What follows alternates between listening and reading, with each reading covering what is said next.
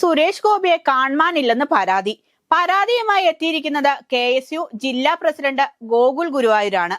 ഛത്തീസ്ഗഡിൽ കന്യാസ്ത്രീകളുടെ ആക്രമണത്തിനും ജയിൽവാസത്തിനും ജാമ്യത്തിനും ശേഷം സുരേഷ് ഗോപിയെ കാണാനില്ലെന്ന പരാതി പോലീസിന് നൽകിയിരിക്കുകയാണ് ഗോകുൽ.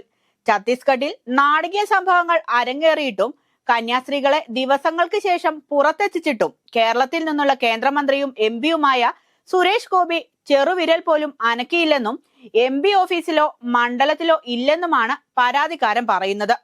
MP-യുടെ ഓഫീസിൽ അന്വേഷണവുമായി എത്തിയാൽ അദ്ദേഹം സ്ഥലത്തില്ലെന്നും എപ്പോൾ വരുമെന്ന് അറിയില്ലെന്നുമാണ് ജീവനക്കാർ പറയുന്ന മറുപടി.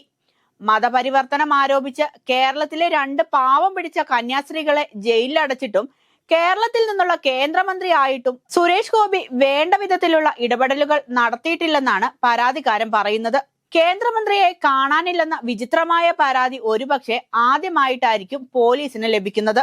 കിട്ടിയ പരാതിയിൽ കാര്യക്ഷമമായ അന്വേഷണം നടത്തുമെന്നും കാണാതായ കേന്ദ്രമന്ത്രിയെ കേരള പോലീസ് കണ്ടുപിടിക്കുമെന്ന പ്രതീക്ഷയിൽ കാത്തിരിക്കാം.